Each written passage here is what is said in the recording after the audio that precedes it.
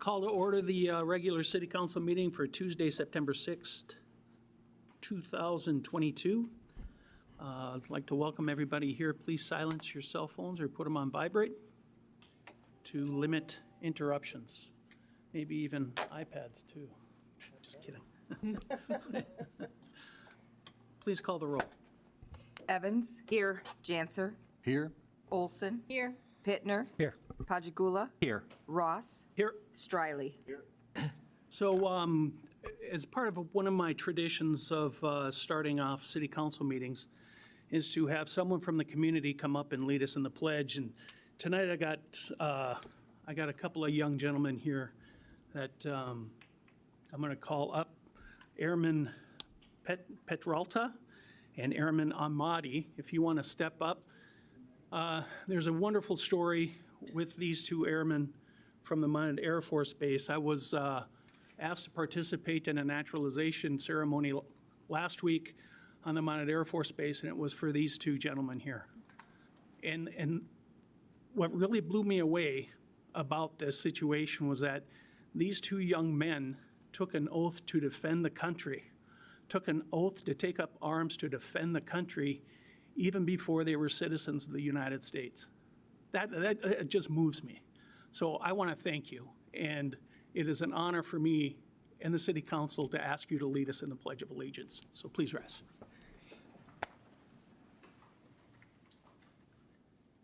I pledge allegiance to the flag of the United States of America and to the republic for which it stands, one nation, under God, indivisible, with liberty and justice for all. Thank you both.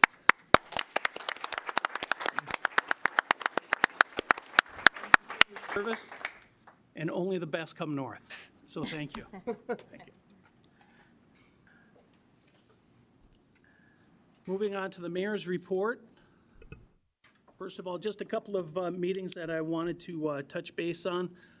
Since our last meeting, I was invited and took part in welcoming back the teachers to the school year with the Minot Public Schools. We had a Minot Area Chamber of Commerce EDC board retreat this last couple weeks. The naturalization ceremony that I made notice of. And I did attend the funeral for former city councilman and former Minot State faculty member Dean Franzfog. That was a beautiful ceremony, and we had a Task Force 21 event on the Minot Air Force Base. So, and plenty of other phone calls and emails. Moving on to 3.1, I see Lisa Clute from First District is here to give us an update on monkeypox. Lisa, the floor is yours. Good evening, and thank you for the invite. I brought my A-team, who is Roxanne Benzel. She's the Director of Nursing, and I'm going to invite her to come up and do a very short, brief synopsis of monkeypox, what it is, and how we respond to it. And I know that she would be happy to answer any questions, and I will also too. I also wanted to address two questions that we are, or two inquiries that we are receiving a lot of these days, and that is about the second booster or the next booster for COVID. We do not have that available yet at First District, but we expect that very soon. We are just in the process of getting some physicians ordered and some additional vaccine in and so forth.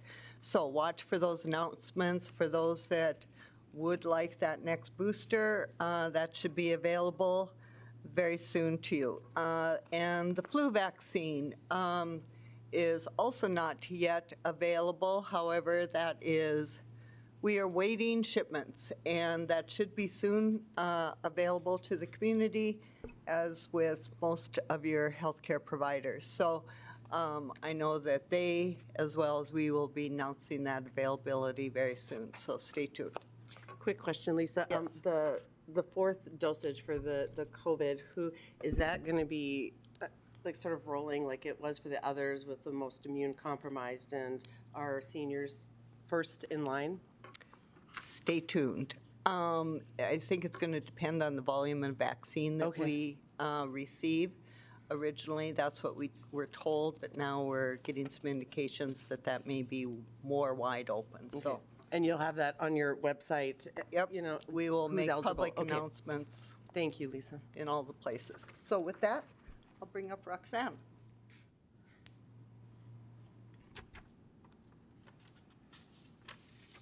All right. Let's talk a little bit about monkeypox. So what is monkeypox? Monkeypox is an infection that is caused by the monkeypox virus, which is part of the same virus family that causes smallpox. I can do that. All right. Better? Yes. Okay. The monkeypox symptoms are similar to smallpox, but they're milder, and monkeypox is rarely fatal. It is related to chickenpox, but it's very important to remember that this is not considered a sexually transmitted disease. Who can get monkeypox? Well, at the start of the outbreak, the cases were predominantly appearing among men who have sex with men. But this epidemiological trend does not mean that it is limited to just men who have sex with men. They may be more prone, however, but anyone can catch it and can spread this virus. So how does it spread? Well, it's spread through direct contact with an infected person's rashes, scabs, or bodily fluids, including pus, mucus, saliva, or materials that are contaminated with their body fluids, such as clothing or linens. And direct contact means face-to-face, skin-to-skin, mouth-to-mouth, or mouth-to-skin contact. The symptoms are very similar to flu-like symptoms, so in the beginning it may be very difficult for people to differentiate between the two. So it's fever, headache, muscle aches, fatigue, which leads into then swollen lymph nodes. This can be swelling that will appear in multiple locations, such as the neck, armpit, groin. The rash will appear within 1 to 3 days, sometimes a little longer, but usually 1 to 3 days after the onset of the fever. The characteristic pox rash will be located on or near the genitals or anus, but can also be located on areas such as your hands, feet, chest, and face. It is not always limited to just one part of your body, so it can be in several different areas. The rash will resemble chickenpox, syphilis, or herpes, and it progresses through several different stages. It'll start out as a small bump, move to a blister. Sometimes it can look like an infected hair follicle. It will then move into a large pus-filled vesicle. It'll eventually scab over, and the scab will fall off. How do we prevent the transmission? Well, a lot of these things are just real common sense, things that we should be doing anyway. You do not share eating utensils or cups with someone who has monkeypox. Do not handle or touch the bedding, towels, or clothing of someone who has it. Wash your hands often with soap and water or an alcohol-based hand sanitizer. Avoid close contact, which is skin-to-skin contact with those who have a rash that looks like it could be monkeypox. Do not touch the rash or scabs of someone with monkeypox. Do not kiss, hug, cuddle, or have sex with someone who has it. We do have a vaccine available for monkeypox. It's the Jenios vaccine. It's been approved for both smallpox and monkeypox. It's a 2-dose series, 28 days apart. Maximum protection is 2 weeks after you receive that second dose. Some of the common side effects are pain, redness, swelling, or itching where the vaccine was injected, muscle pain, or headache. And who's eligible to get it? Well, the current vaccination criteria is for anyone 18 or older who identify as a man having sex with other men, close contacts, or persons who have known exposure to somebody with monkeypox, high-risk persons that are identified by the North Dakota Department of Health. And the vaccine is limited and is being allocated to providers based on estimates of eligible patients. Vaccination is based on a person's last date of exposure. So the vaccine, if it's given within 4 days of the last known exposure, it can prevent the onset of disease. If it's given between 4 and 14 days of that date of exposure, it may not prevent the infection, but it will decrease the severity of the disease. So what do you do if you've been exposed? You want to monitor your symptoms for 21 days following the exposure. Those symptoms, again, are fever, chills, swollen lymph nodes, and followed by that characteristic rash. If you have any of these symptoms, you want to self-isolate and contact your healthcare provider. And I want to stress that it's really important that if you think that you have monkeypox, you want to call your healthcare provider before just showing up. That way they're going to be able to best treat you and triage you. What do you how do you get tested for it? Well, again, you contact your healthcare provider. First District does do a limited amount of testing for those who meet a certain criteria that are in our programs. The test is very simple. It's just a swab of the lesions. Doesn't involve a blood draw or anything. Infectious diseases tend to ripple through social networks because in many cases they rely on human interaction to spread. And as of now, men who have sex with men have been the hardest hit by this outbreak, but it's so very important to remember that this can be transmitted to anyone. This is not a disease that is isolated to a specific group within our communities. Anybody can catch this. Currently in North Dakota, we have 5 known cases of monkeypox. The location of those cases are confidential. The North Dakota Department of Health does all the contact tracing. They notify all of the folks that may have come in contact and to get tested and get vaccinated. Thank you, and I'll be happy to answer any questions if you have any. Any questions? Any questions? All right, thank you. Thank you. Thank you so much. Moving on to 3.2, the Sister City discussion. With the North Coast Fest right around the corner, I think it was 5 years ago, we entered into a Sister City agreement with Shein Norway, a delegation from Shein Norway. For the Husfest this year, that delegation is coming back. Our current Sister City agreement expires in October, first part of October, so we thought it would be a good time to get together with them the week of the Husfest, and we're going to host them on a tour of the city on Monday, the 26th. The tour will end at around 4 o'clock, 4:30. We plan on having a special city council meeting where we will sign the Sister City agreement. Which day again? The 26th of September, Monday, the 26th. And then from there, we'll take a little bit of a break. They'll be on the road pretty much all day. We have a full day of them visiting different locations in Minot. And then we'll end it with a kind of a meet and greet social at Roosevelt Park, and members of the council will be invited to that to take part in that with them. There was, last year, there was some funding approved in the budget for Sister City activities. So we'll maybe be using that for a gift and for funding some of the social activities. So with that, if there's any questions, comments? Anything to add, Harold? Okay. If nothing, let's move on to the city manager's report. Good evening, Mayor and Council. As is typical, I've outlined in the city manager memo a lot of update in there. Be happy to answer any questions. I don't know that I have anything to present or discuss with council outside of what's outlined in the memo. So one of the things I really liked in the report was your suggestion. Well, first of all, you talked about the mayor and Alderman Pittner meeting with department heads at their regular meetings, and that might be a good thing to have on a occasional basis, quarterly or something, with a rotation of council. So I hope to come back at our next meeting, and although I don't think we have to do a formal motion, I would like the public just to know where, like, sort of a rotation where once a quarter, right, 2 of us would meet with department heads and then we'd rotate, kind of thing, just to touch base and have the city manager pick which meeting it makes the most sense to do. So thank you for suggesting that, and I look forward to doing that. So Yes, Steve. Thank you. I also want to support that and note and thank Harold for the suggestion.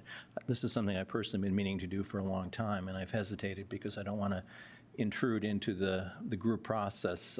As a psychotherapist, you occasionally work with groups and you realize that they have a life of their own and a character and a personality, and a process comes, and if an outsider comes in or the format of the group is altered, I mean, this isn't a therapy group, but in some ways it functions, group cohesiveness and group process are very important. So that's the reason I've not done that before, but I think it's an excellent idea, and especially if it's scheduled in advance.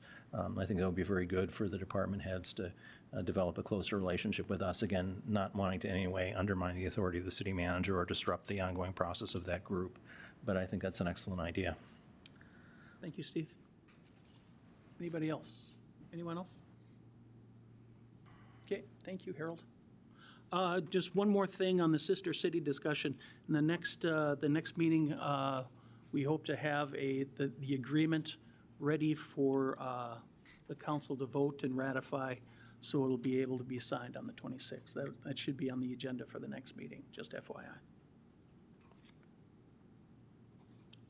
Okay, moving on to consent items. There are 20 items up for consent.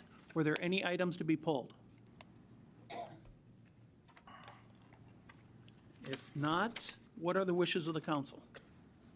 Move approval. Moved by Paul, Second. second by Lisa. Any discussion? If not, call the roll.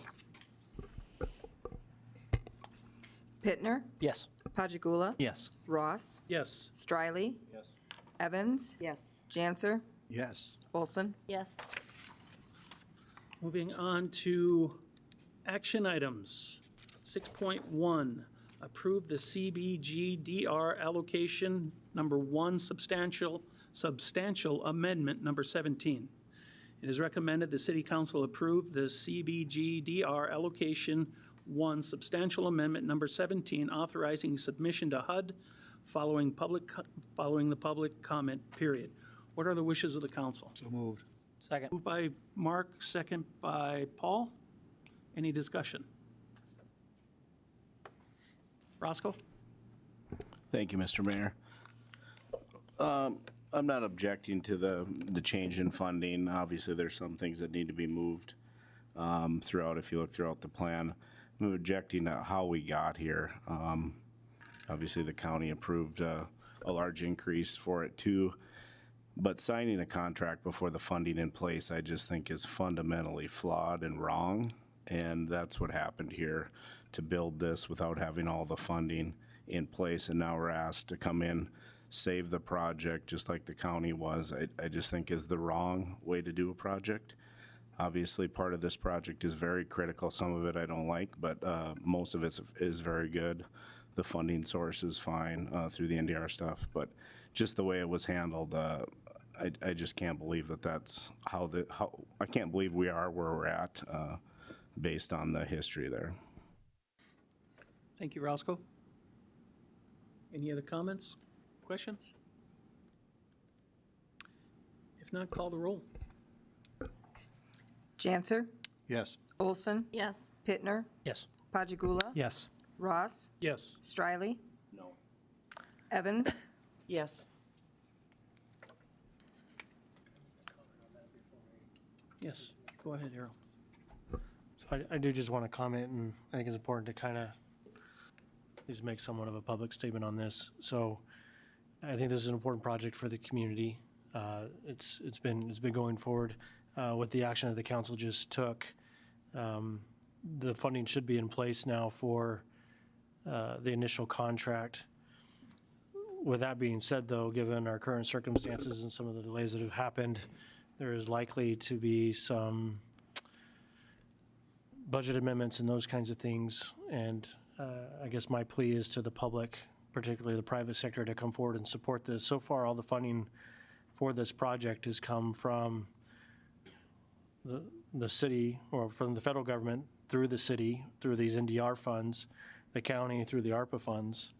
And so I would encourage the community to step forward financially, and if there's a need for additional funds due to delays, I would hope that our community will step forward and provide that funding to help make this happen, because right now the government, whether it's federal, state, county, or city, is footing all of the bill for this. And so I would encourage any further needs from Project B to help make this project work financially. I hope the community steps forward, and in particular the private sector. Thank you, Harold. Moving on to 6.2, select a method of sale for home sweet home property. It's recommended the city council select a method either through auction or RFP for disposing of the property located on 110 4th Avenue Northwest containing a home sweet home. What are the wishes of the council? Paul? I move that the city council move forward with an RFP process for disposing of the property located at 110 4th Avenue Northwest. Is there a second? Second. Second by Carrie. Any discussion? Paul? Just a question, I don't know who this would be for. There, to my knowledge, when this was on the agenda about a month ago or a month and a half ago, there was a couple of parcels located next to this property that were going to be sold as well or potentially sold as well. Can someone answer that for me, if that's still a part of this process? I'll answer that. So one, this got pulled, and it didn't have anything to do with the lots next to it, needed whether they were eligible to be sold or not. What we ran into was there was some unclarity with regards to what any historical preservation requirements would be and what the city's role with that would be. So our community development director, Mr. Billingsley, and Mr. Rosenthal have been working diligently, working with the State Historical Preservation Office, trying to get clarity on that. Because that plays a role in whether we're doing an RFP or just simply selling the property and what requirements are there. So that's what we're clarifying. But with regards to lots specifically, my understanding and verifying this with Ms. Emily Berg before she completed her duties with the city as the NDR manager, our understanding is that because those lots were purchased with federal funding for the purpose of flood mitigation purposes, those properties are not eligible to be sold. The city has to maintain ownership of those properties because of the funding source. I have asked staff to explore whether or not we can enter into some sort of long-term lease arrangement with regards to that. So if this project was to go forward and we had proposals, whether or not a lease arrangement could be made and whether or not improvements such as a driveway or a parking lot could be built on those lots. It can't be a standing structure because it was for flood mitigation purpose. The whole purpose we did that was to get rid of standing structures for flood mitigation purposes. But my understanding is that we cannot sell the property. The property the Home Sweet Home is on is a little bit different because we purchased that property specifically to move Home Sweet Home to, and that was always the plan. But those neighboring properties cannot be sold, and it's not something that the council can override because it's a federal law requirement. Paul? Were they bought with separate funds then? The lots and the No, I think they were bought with the same funds, but the city staff communicated with HUD officials with regards to the need to move the Home Sweet Home to meet historical preservation requirements through that process. So that property was bought with that intent, knowing that the Home Sweet Home property would be moved there and the city wouldn't have to maintain ownership of that. But the empty lots themselves, where we've actually removed and demolished the properties off of, we're not moving new properties, we're not moving house structures onto those properties. So those have to be owned and maintained in perpetuity by the city for flood mitigation purposes. One further question. How does the neighbor next door program work, if I'm getting the name right? To anybody can answer that. Didn't we sell lots that were neighboring certain houses, maybe engineering?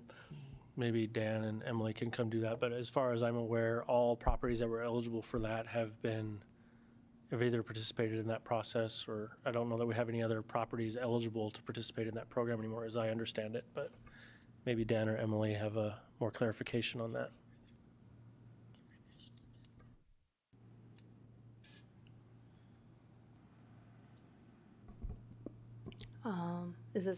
Sorry, I've never done. So Alderman Pittner, Mayor Ross, members of the council. So the Neighbor Next Door program, those were properties that were purchased with CDBG DR funds, to my understanding. However, when those were sold, we had already met the objective of removing the spotlight of those properties. And in the sale of those properties, we have deed restrictions that are applied to the property when we go through the sale. And so on those deed restrictions, it doesn't allow them to build anything on the property. They have to follow all the HUD guidelines that go with owning that property. So essentially, the reason it was beneficial for a neighbor next door is it just makes their lot bigger, essentially. It just gives them more green space to add for room to run. Paul? If deed restrictions can be added to those lots, couldn't it be added to these lots next to Home Sweet Home? It could be, but the issue here is the national objective that the federal funds are following under. So when you use HUD funds, there's 3 national objectives. You have LMI, or else you have urgent need, or you have removal of spotlight. And so for the neighbor next door properties, those were achieving the spotlight national objective. So once that spotlight has been removed, so the demolition of the flooded properties, then that national objective has been completed. So these lots that are neighboring next to Home Sweet Home fell under the urgent need national objective. And in order to meet that national objective, we bought them under the premise that they will be used for flood protection. And in order to be used for flood protection, they have to remain as green space for forever, essentially. And I have no problem leaving them as green space, but if the city doesn't own them, we don't have to maintain them. Right now, we're talking about being stretched too thin on maintenance, and why are we, if we can get rid of lots so we don't have to mow, let's put them as part of this process. That would be my guess, but if you're telling me you can't do it, then I guess we can't do it, even with deed restrictions. Right. Again, it goes back to the initial national objective that you're falling under. So spotlight, we met the objective. Our requirement with the federal government has been met, so we can remove it, just have the deed restrictions. But with this one, since we're having it fall under for the flood protection, it has to maintain public access, public property to follow through on that flood protection promise that we made to the federal government. Okay. Anything to add, Dan? Mr. Mayor, Alderman Pittner, if I could too, like Emily said, they were acquired specifically for flood control. We have utilities, water and sewer, that run kitty corner through both of those lots that we need to retain ownership for. Thank you, Dan. Any other questions or comments? Any further discussion? If not, the motion is to set up an RFP for the sale of Home Sweet Home. Call the roll. Pittner, Yes. Pajagula. Yes. Ross, Yes. Striley. Yes. Evans, Yes. Dancer, Yes. Olson. Yes. Moving on to 6.3, applications for abatement or refund of taxes, HL Development LLC. It is recommended that the city council deny the abatement request in its entirety. And joining us is Ryan Kamrowski. Ryan? Good evening, Mayor, members of the council. Yeah, this is on here. In front of you, you have the 2020 and 2021 abatement request for 2 vacant commercial lots owned by contract for deed through HL Development LLC. Let's see here. As per North Dakota Century Code, property owners have the right to appeal their assessment through the form of abatement. This abatement request goes back to tax years 2020 and 2021 for vacant land identified as Lot 9 and Lot 10 of Highland Estates. And Derek, if you could pull up the supplemental data, there we go. You have it on your screen there. Additional information and attachments are included in your agenda here with the information supporting our 2020 and 2021 assessment, along with the 2020 and 2021 abatement applications for both Lot 9 and 10 from the legal representative for HL Development. When we look back on these properties have a history with the city and with the county. Back in 2018 and 2019 values were appealed through the city council and ultimately to the county commission. The recommendation from the city council for the 2018 and 2019 values was to deny, but the values then ultimately were, in our our opinion, arbitrarily reduced by the county commission for 2018 and 2019. In our opinion, these parcels do not meet the criteria under Century Code to be assessed as agricultural land, therefore they are assessed as commercial land. These parcels are also valued at the highest and best use, and a sales comparison approach was used to determine valuation for these properties. We highlight comparable sales and sales data and information in our packet as well, with comparable sales in the market location just adjacent to the east of the property, selling from the range of $13 a square foot up to $16 a square foot.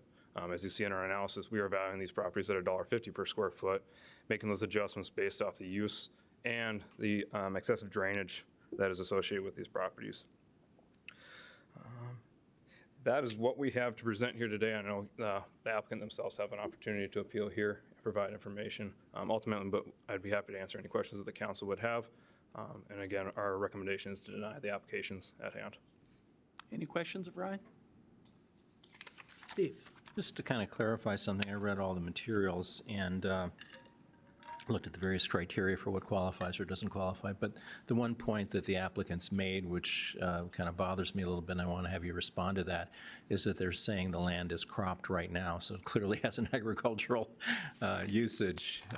And my guess is in a couple of years it's going to be extremely valuable commercial and or residential property, but right now it has crops growing in it. So how do you respond to that? Mayor Ross, Alderman Padragula. In response to that, we actually have it outlined in our memo here. It's item number 2.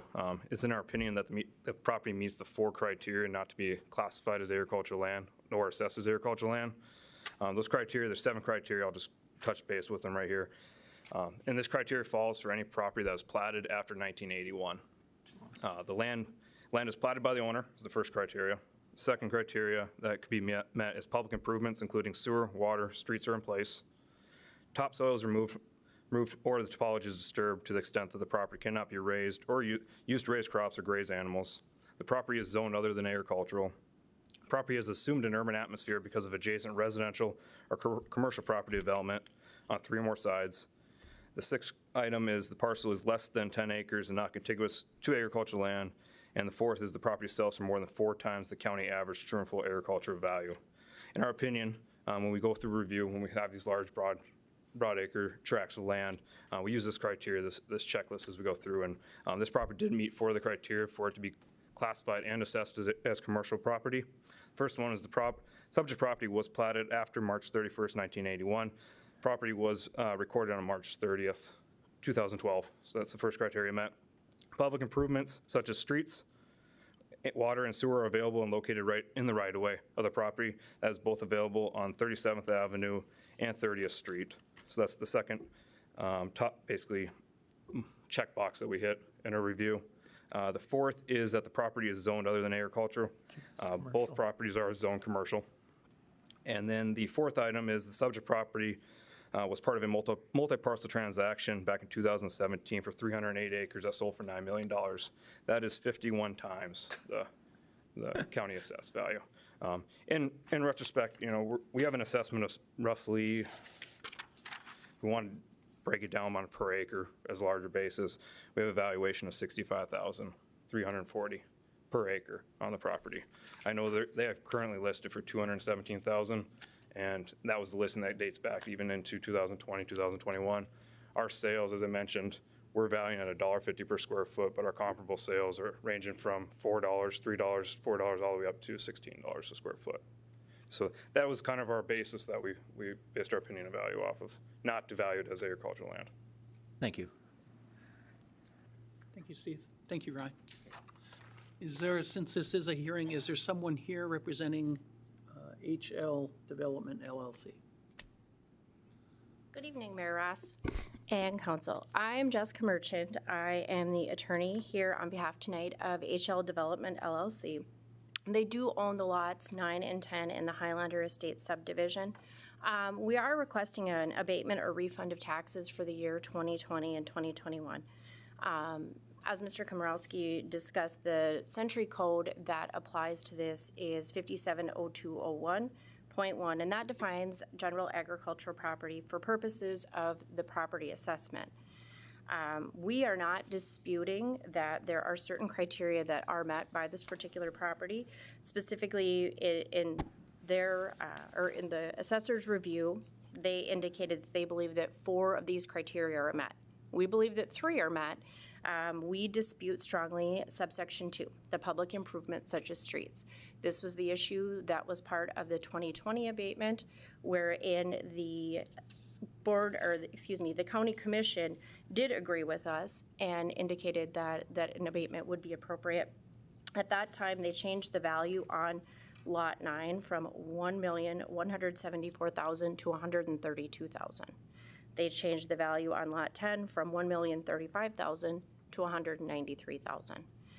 There was a long debate. This was not an arbitrary decision by the Board of County Commission. There was a in-depth discussion about what was available specifically to the property. When we talk about subsection 2, it says public improvements including sewer, water, or streets are in place. And certainly there is a street. We know that 37th Avenue is running along those 2 lots, but at this point, the property is used solely for agricultural purposes. It has been for sale for years. It has not been sold. And the discussion at the county commission at that point in time regarding the property was when these particular parcels were actually having water and sewer to the property instead of just running along the right-of-way, this isn't available to the property right now. And so this was the argument, that at some point, if it's sold for commercial purposes, certainly a reallocation or a reassessment would be necessary, and certainly a higher value would be attributable. At this point, what happened after the year of the abatements is in 2020, the rates went right back up to where they were for 2018 and 2019. In 21, for some reason, Lot 19 was reassessed at $704,000 and Lot 10 remained at $1,035,000. So at this point, we're requesting an abatement to recognize that the property is still agricultural and should be assessed as such. In the application, we provided information regarding adjacent properties, and we know and understand that not all of those are platted, but at this point in time, we are certainly being charged a premium for something that right now doesn't, that isn't going to be utilized as commercial property and certainly would fall under the agricultural property definition per the statute. So as such, we would request that our abatement request is granted. Mr. Mayor. Roscoe? Thank you, Mr. Mayor. It's kind of curious that why isn't all the land south of the Y? Why is that agricultural and not commercial? There's clearly infrastructure there, clearly development potential there. So I would wholeheartedly agree with your discussion. You're absolutely spot on. Any other questions or comments? Thank you. Jessica? So what the council has to do now is make a decision on the hearing, and then this gets forwarded to the county, and they will have a hearing to make the final decision on whether or not the abatement goes through. So with that, what are the wishes of the county, or wishes of the council?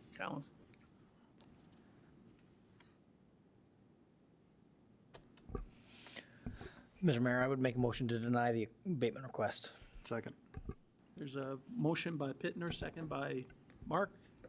Discussion.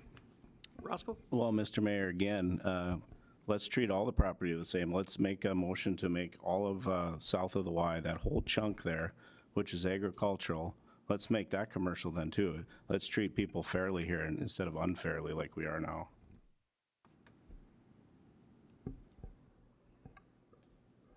Any other discussion? Anything else?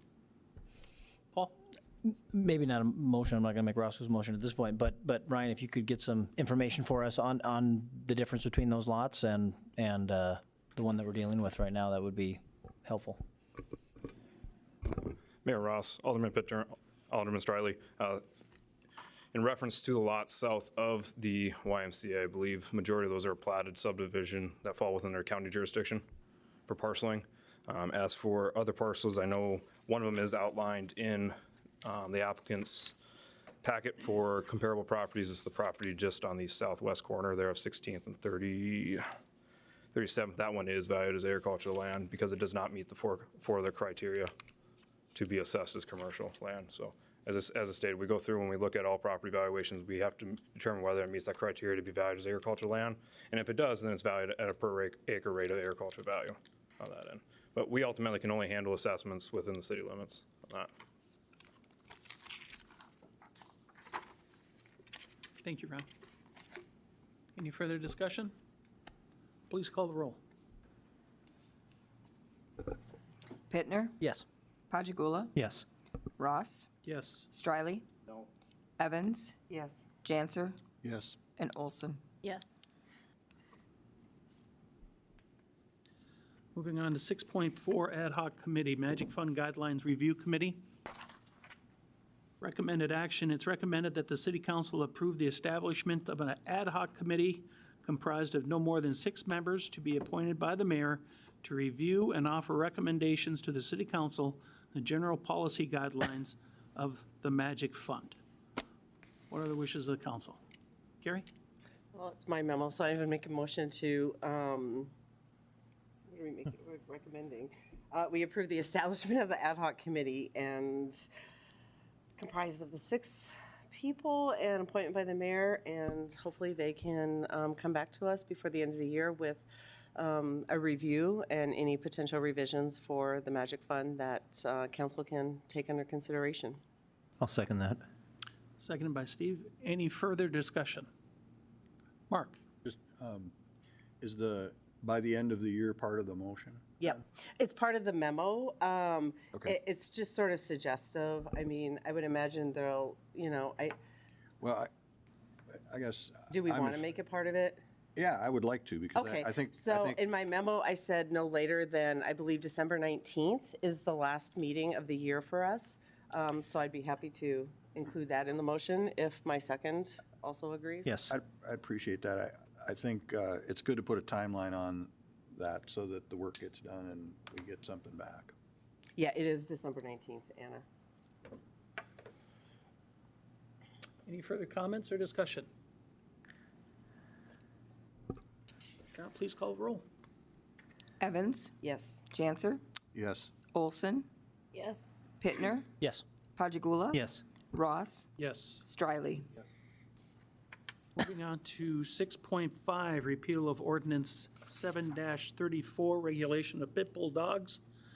It is recommended the City Council approve the attached ordinance on first reading to repeal Section 7-34, Regulation of Pit Bulls of the City of Minot Code of Ordinances. What are the wishes of the council? Carrie? I'd like to make a motion to approve the ordinance to repeal Section 734. I'll second that. Second by Steve. Discussion. Carrie?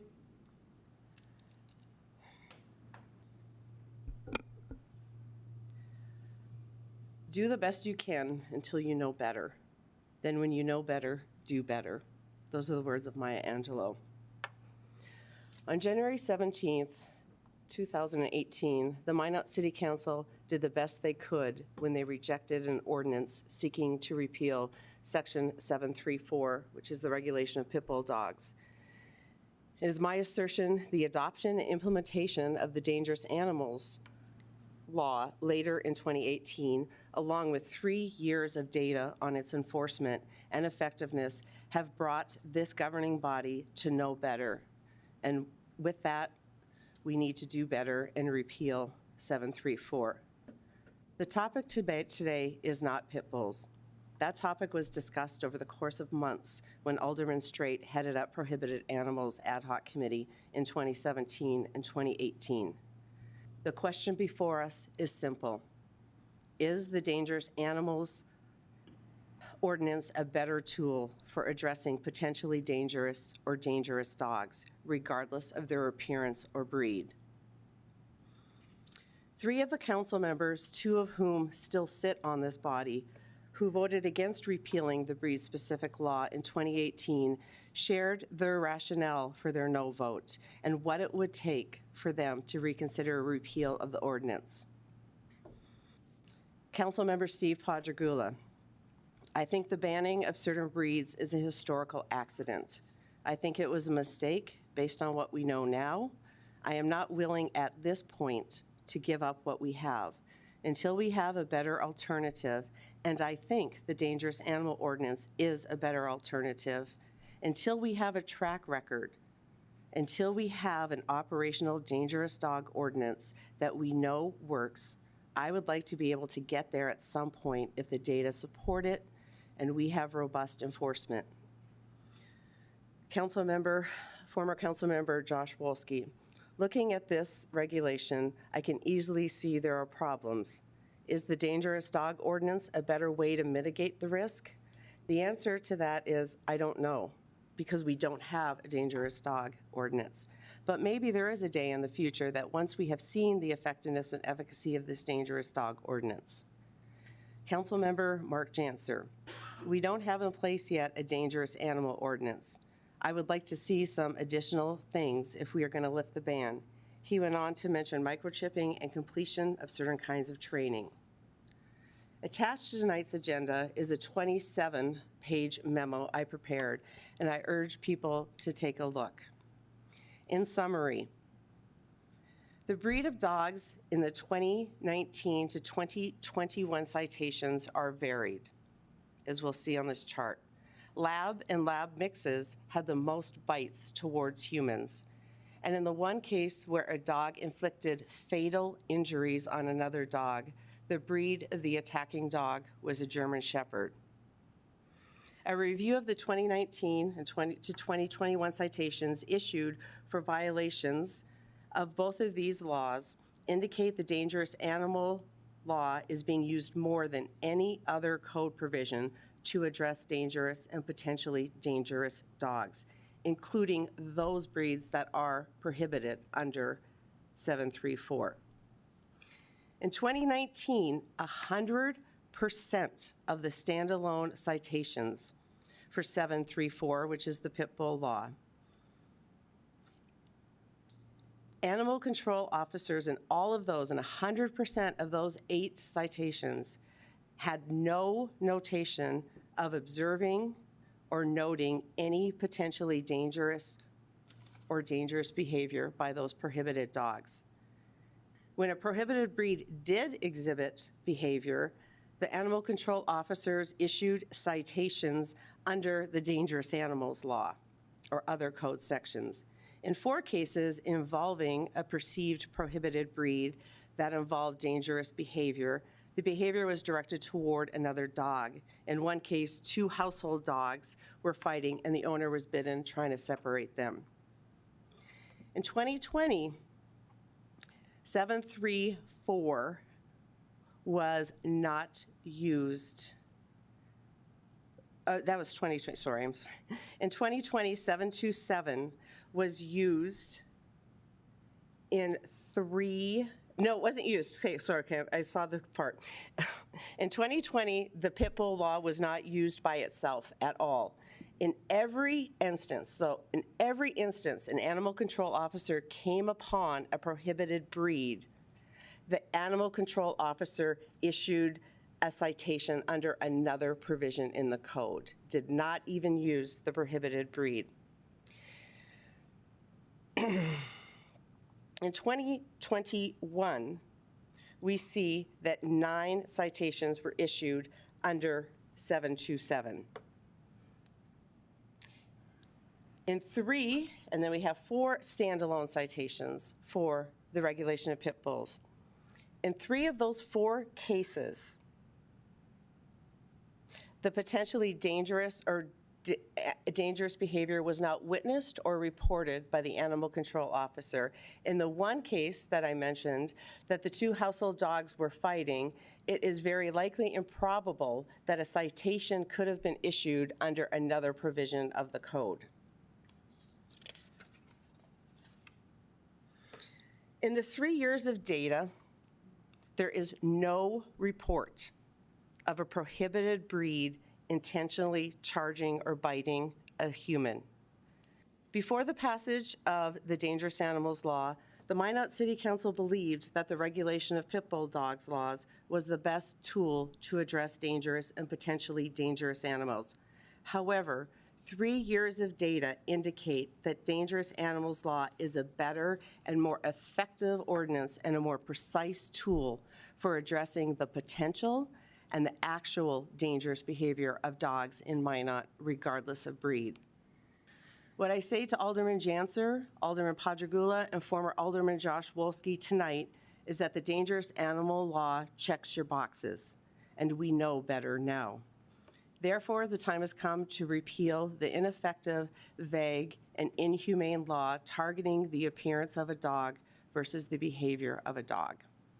Thank you. Any other comments? Questions? Mark? Yeah, I have a couple of questions, I guess. So is any mandatory chipping or training mandated for these dogs if the ban is lifted, as you propose? So the section 730 is where the punishment that can, a dangerous animal, there's 14 potential penalties that can be levied, and all 14 could be levied. And they range from a fine up to $1,500, imprisonment for 30 days, the owner removing the animal from the city, the animal being euthanized, the owner providing proof the animal has been sterilized, the owner providing proof the animal is licensed, the owner keeping the animal in an effective enclosure, and if outside, the animal has to be muzzled. The court can also tell the owner he or she cannot sell or transfer ownership of that animal to another person living in Minot. The court can order the animal undergoes obedience training. The animal can be prohibited from being outside at certain times of the day. The judge can also require the owner to provide proof of continuing liability insurance with a minimum of a single incident of $500,000. And the last penalty is the owner has to have a microchip implanted in the animal. Okay, so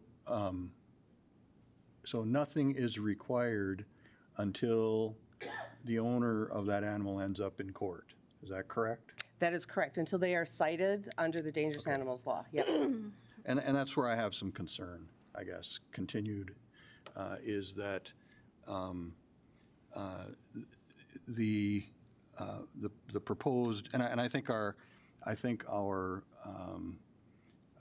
ordinance has worked well, but I am concerned that those steps are absent until there's an incident that could result in somebody getting injured or worse.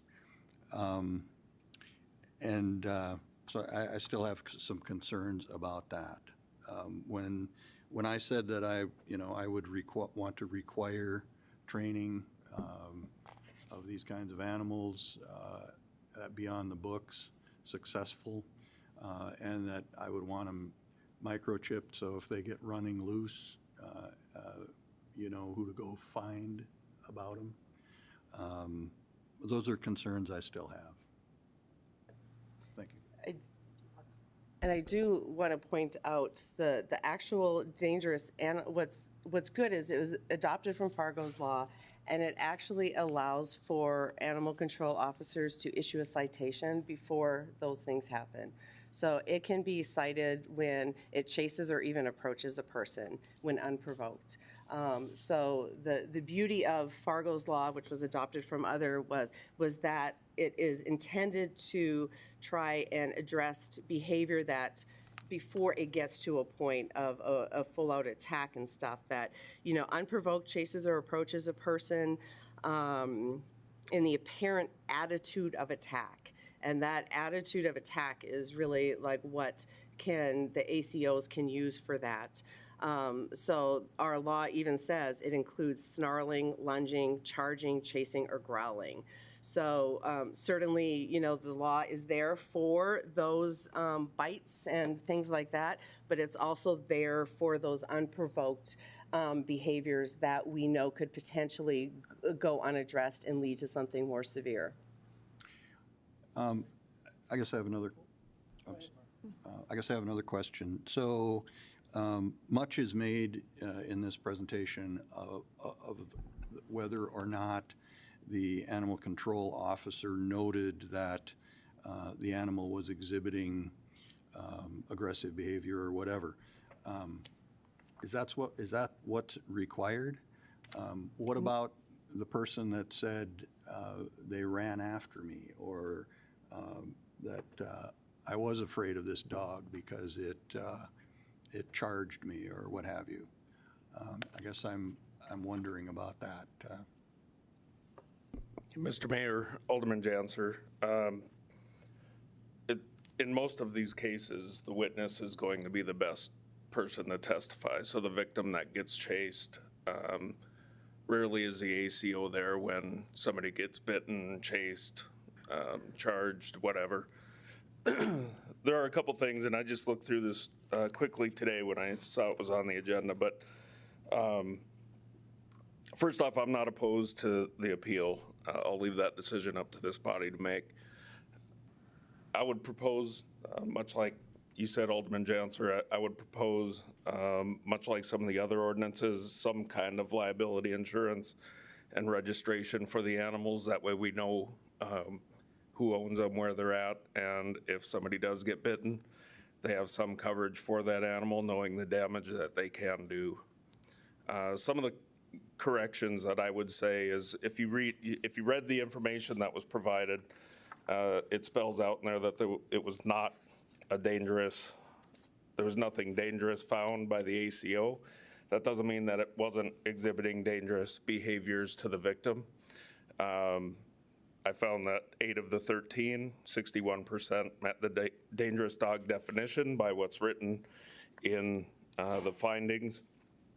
So I also noted that there are additional comments made on all of the pit bull calls, but there's nothing about the impact to the family members of the non-pits, such as labs, shepherds, Great Danes. There's nothing about their risk of losing their animal because it bit somebody.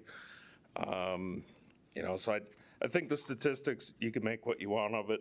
I'll leave that to you again, but I would just say that I have some reluctance in the repeal personally, but I'm not going to fight it to the end. But I think there should be some kind of regulation put on these animals just to make sure that they are regulated in some fashion ahead of time.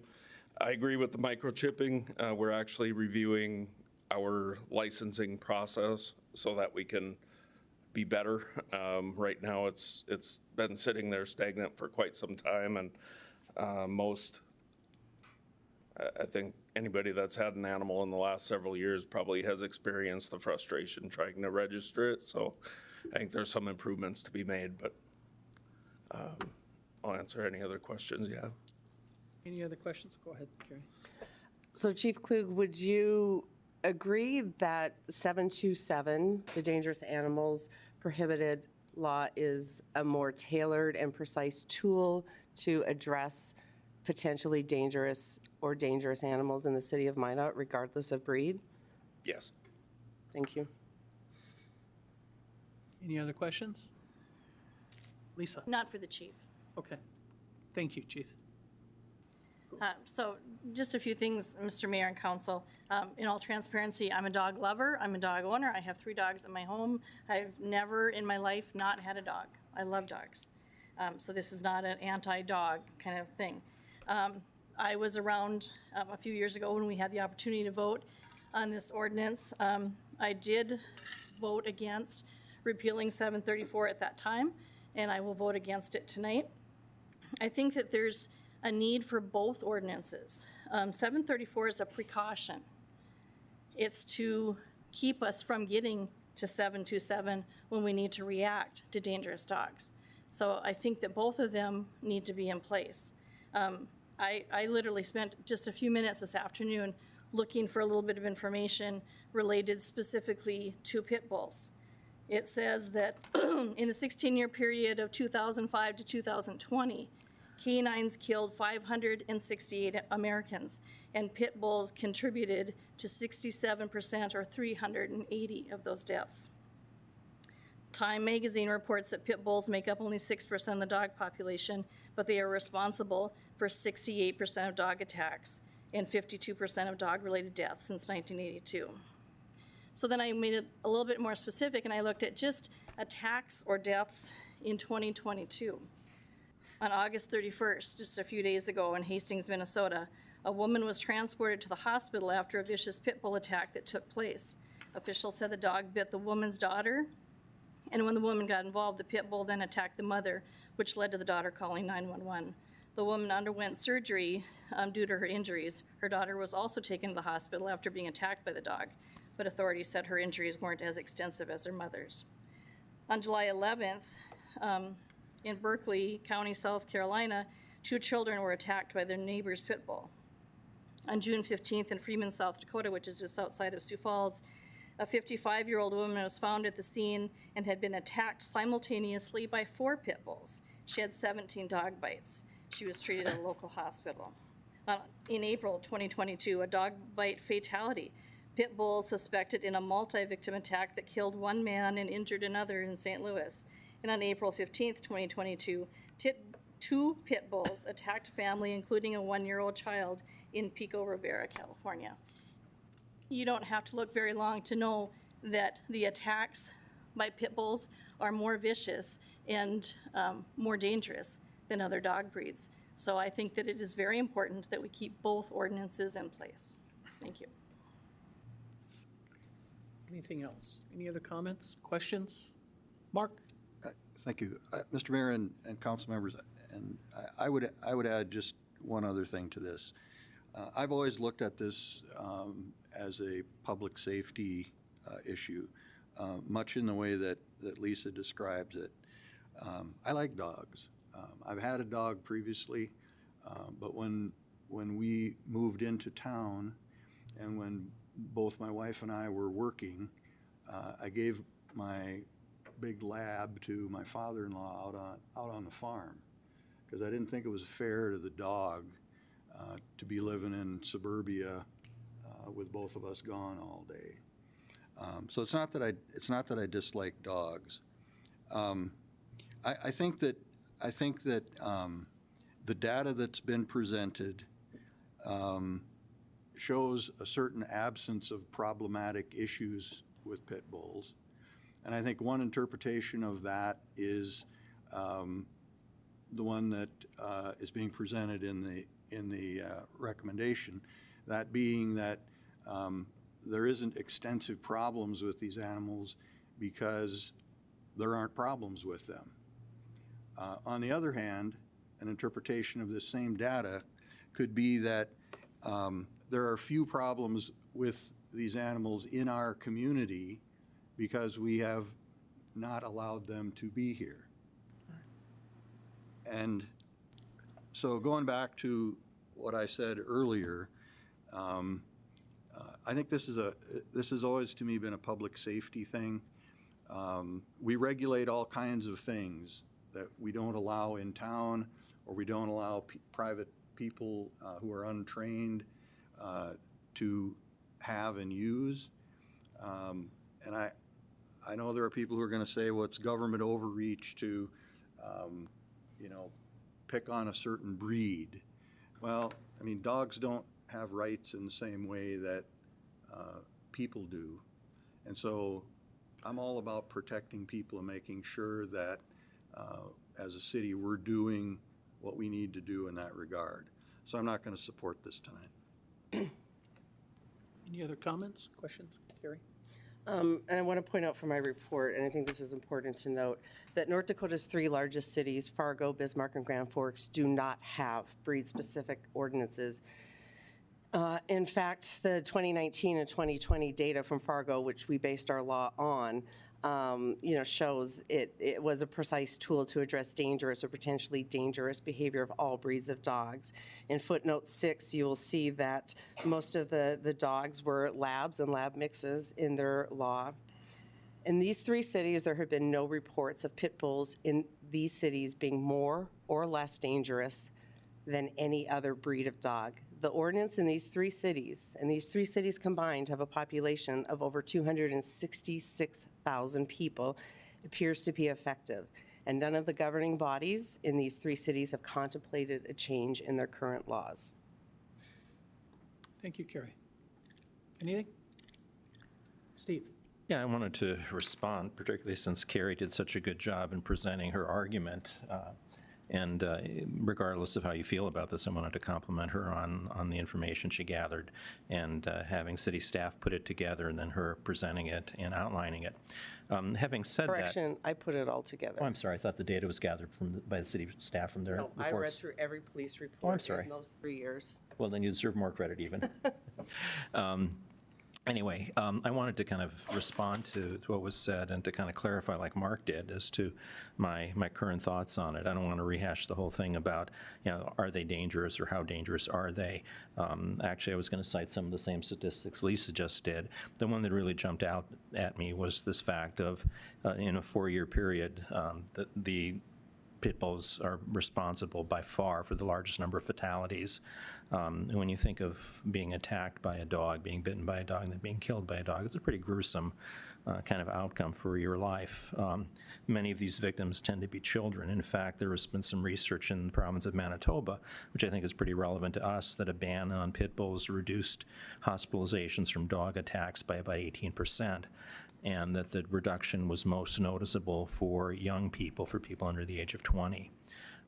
So I think there are people who are mobility impaired, who are elderly, who are children, who don't have the degree of caution other people do, that there are groups of people that are higher risk. It seems to me that this group of dogs, and it's not a readily identifiable breed, it's hard to be specific, really is more dangerous, both in terms of their manner of attacking the face and the neck, and the way, being terriers, they go after prey. They grab, they hold, and they shake, and that tends to lead to bigger injuries. So I think overall, I still am quite concerned about the risks these animals pose. And there is some evidence that these restrictions work. In terms of the numbers that Carrie presented, we're looking at 34 animal ordinance violations, dangerous animal ordinance violations, I think in 3 years, and one of them, I think, was due to a pit bull acting dangerously.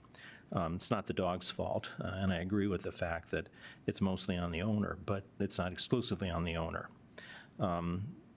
So 1 out of 34 in 3 years, well, the number should have been 0. That's my main concern about the data that was presented. We're looking at a very small number. There should have been no complaints, there should have been no attacks by pit bulls because they're banned. The fact there were very few, I think is somewhat open to interpretation, or several interpretations. So I'm convinced, or I believe that there is a higher risk here, both in terms of frequency and the severity of attacks.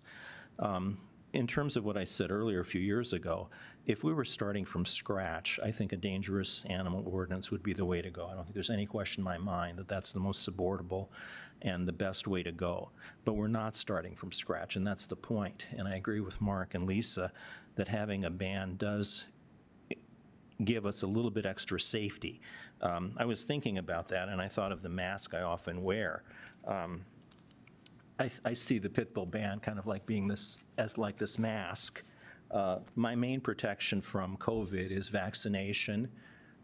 It's booster shots. It's maintaining social distance, even from my colleague and friend here. It's reasonably good ventilation here. It's good social distancing here. It's staying away from people who are coughing and looking ill. It's not going to bars and places like that, sitting close to people, breathing on them and being breathed on. I'm not sure that this does a whole lot for me. It does a little bit. If I did go to bars and sat in crowded restaurants, something like this would do a lot. But it provides a little bit of extra, a little bit of incremental value at very little cost. I don't see the ban really being that onerous or inappropriate for people. Like Mark was saying, if you have a dog that really does best on the farm, leave it on the farm. So I see it as providing a little bit of extra value. Not to trivialize the situation, but reminded a lot of the New Yorker cartoon, the famous one where there's an elevator and it's crowded in a big city, and a man is leading his pet lion into the elevator, and the people are kind of looking askance at him, kind of thinking this is a pretty dangerous situation. And he reassures them, and the line, if I remember correctly, is something like, "Don't worry, he's not a problem as long as he doesn't get startled." Well, what's going to happen is the door's going to close on his tail in a minute and in a few seconds, and he will get startled. And we don't know what's going to happen. But it's a beautiful, it's an incredibly good cartoon, and I think it reflects kind of my sentiments here that normally under most circumstances not a big deal, but when it does happen, it can be catastrophic. And I guess I'm just not sure I want that extra level of risk. So if we were starting from the beginning, dangerous animal ordinance clearly is the way to go, but we're not at the beginning. And I think this provides a small, and we could argue how small or how big, level of extra assurance. So I'm at this point not able to recommend it, particularly when we look at, again, larger sample sizes in the United States throughout the world. I think there's something like 41 countries that ban certain breeds of dogs, over 900 American cities, the Department of Defense. So it's not like we have this prejudice against this particular breed and we're the only ones. I think you can make a public policy case for saying, look, this is a little bit on the more dangerous side than normal. Those are my thoughts. I think the breed ban does provide a little bit of extra protection, and I'd rather have that little bit of extra protection rather than having to deal with a catastrophe. Thank you, Steve. Any other comments? Anything? Oh. We'll take some public comment here today.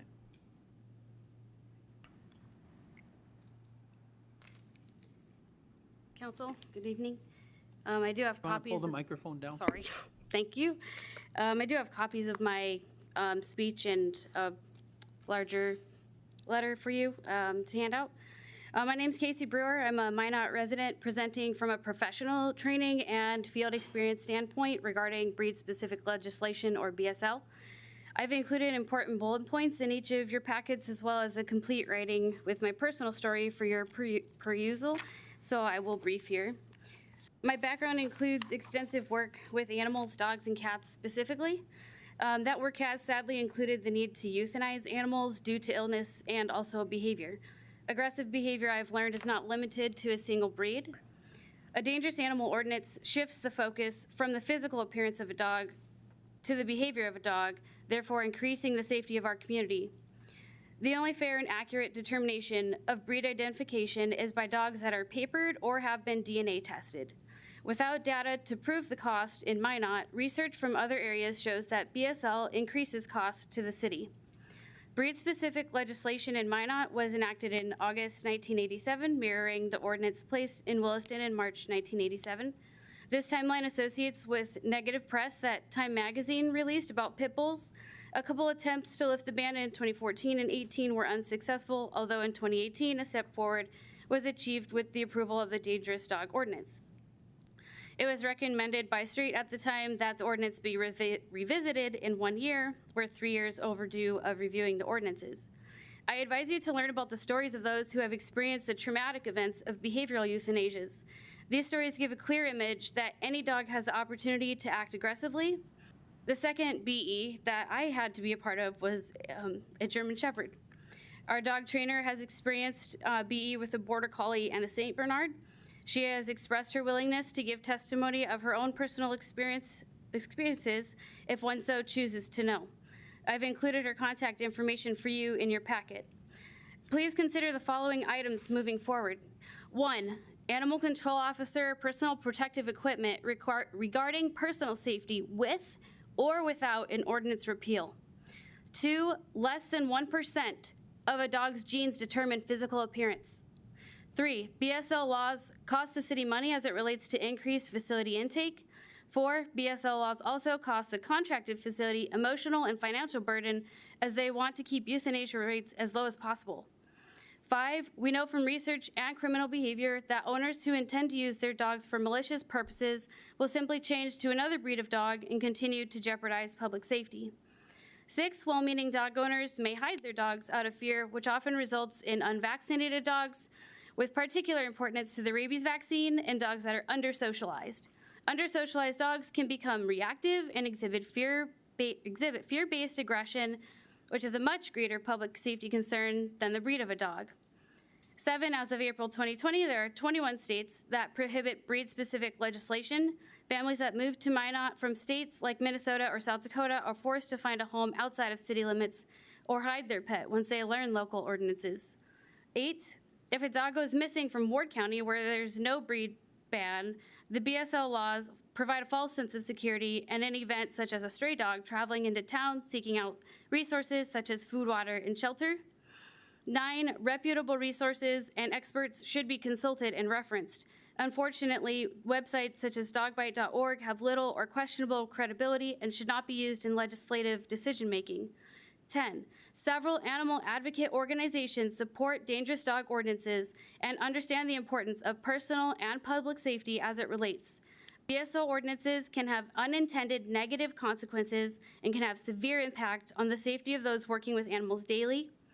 11, every dog is an individual and should be evaluated as such.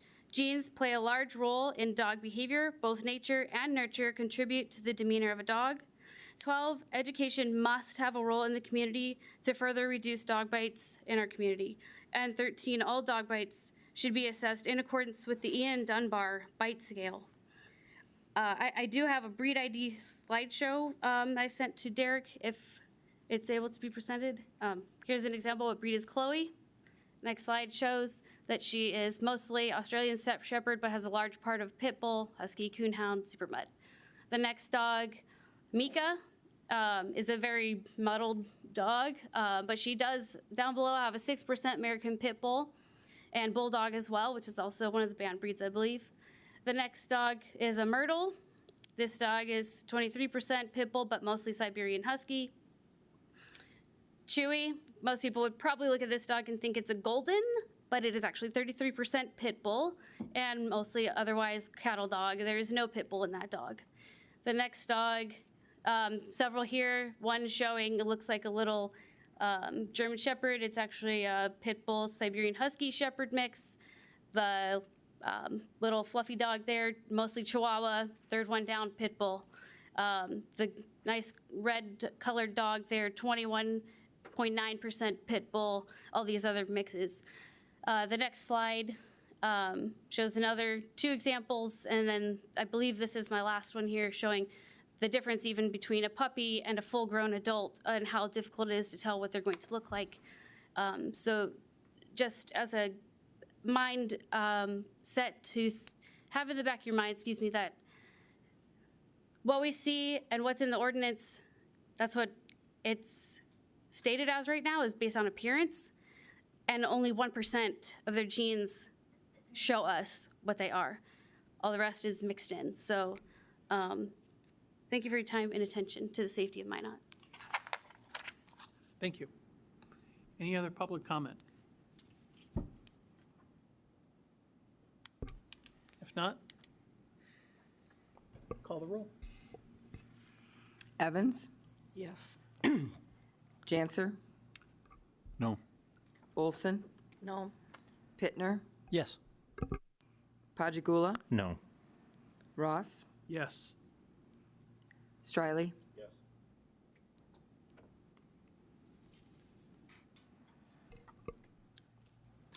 Moving on to 6.6, temporary waiver of rental fees for Northland Dental. It is recommended that the City Council consider waiving monthly rental fees for Northland Dental in the new City Hall building from May, and there's a typo there, from May of 2022 until the first full month of the newly finished space. What are the wishes of the council? So moved. Moved by Mark. Second by Roscoe. Discussion, Harold. Yeah, we're asking for council to take action tonight. The original intent and plan was that Northland Dental IT would remain in the facility in their current location until construction was completed on their new tenant space down on the first floor. As you can imagine, while well-intended, there's a lot of disruption and challenges that come with living and working in a work environment. And I understand the concerns of Northland IT and why they're wanting to move that out, especially when you're talking about dust and variations in temperature for large pieces of equipment that are crucial to maintaining technical support for their operations. So staff would recommend that the council waive current unpaid rent as well as future obligations as outlined in the lease until their new tenant space is ready and occupiable. So May of 2022 until a certificate of occupancy is provided for that space. Thank you, Harold. Any comments or questions? Nothing? Call the roll. Janser, Yes. Olson, Yes. Pittner, Yes. Pajagula, Yes. Ross, Yes. Striley, Evans. Yes. Moving on to 6.7, update on IEDC plan. Recommended action. It's recommended that the city council provide staff direction regarding the implementation of the IEDC report recommendations. Harold, do you have any introductions on this? Just briefly, this was an issue that Alderman Pittner requested a few council meetings ago. So I've asked Mr. Rosenthal to prepare the update and the response, which is included here. And so Mr. Rosenthal will provide his presentation.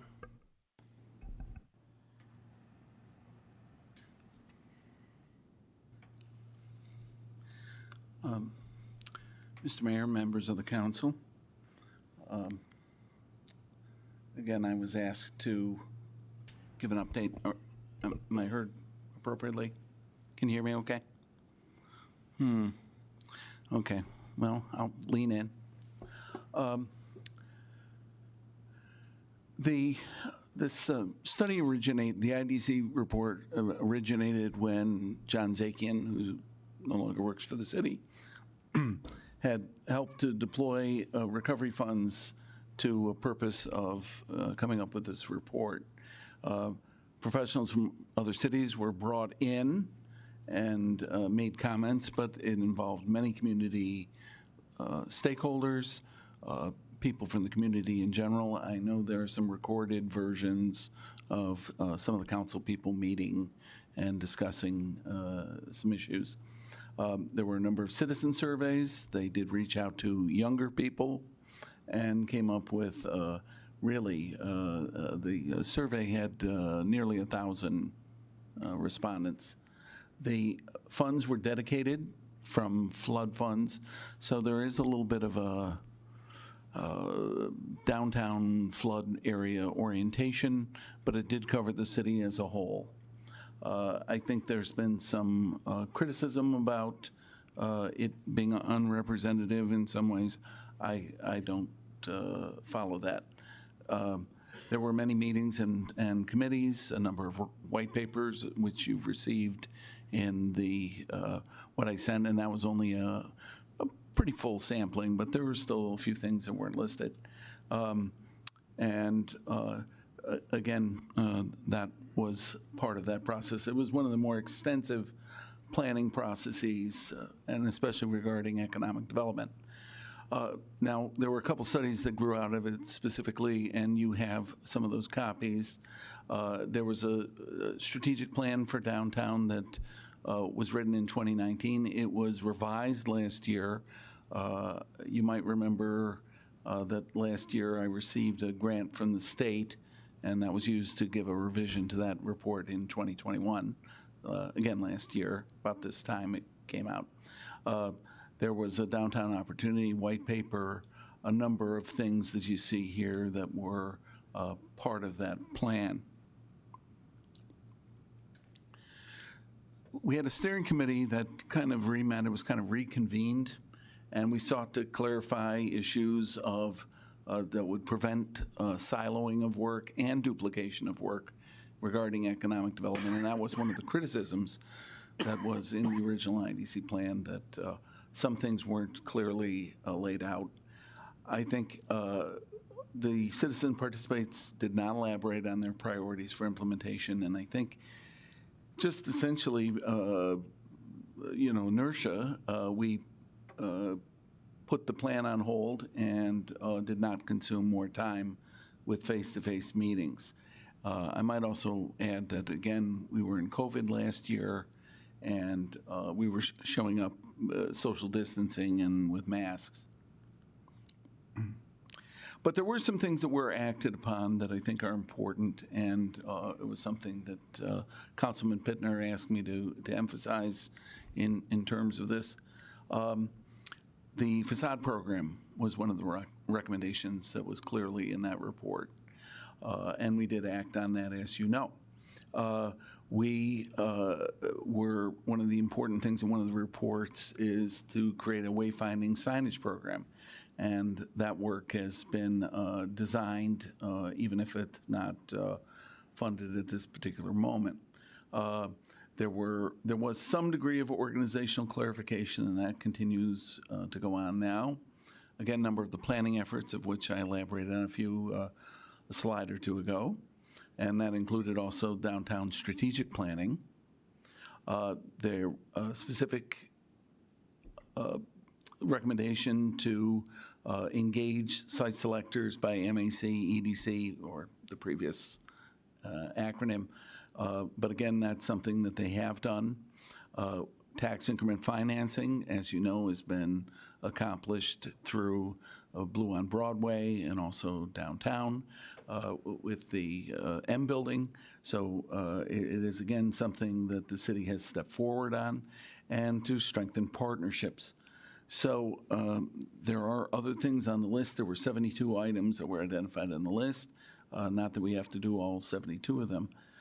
So I think council's in a position to follow the report that's already been there. You don't have to follow the report. We can pay for a new report at some time. I'm not recommending that we jump into that, but that's certainly one alternative. I think the thing when we do new reports, new plans, and we haven't acted completely on the one that you got, don't be surprised when some of the things that you were told to do in the previous report don't show up in the next report. But there's always room for updating and refining what you've already done. So I think the question is, again, what kinds of resources would be available to do some of this work? I certainly am in favor of reinvigorating community involvement, build enthusiasm, get citizens and stakeholders involved. The question is, are meetings effective? What opportunities do we have to share important ideas? How do we deploy the resources that we do have for action? And how do we use the resources as much as the resources we have and not bring new resources in? I was reminded by one of the council people, we move at the speed and direction of the city council, and if you want to provide any thoughts and guidance on this, we're happy to hear about it. Any questions?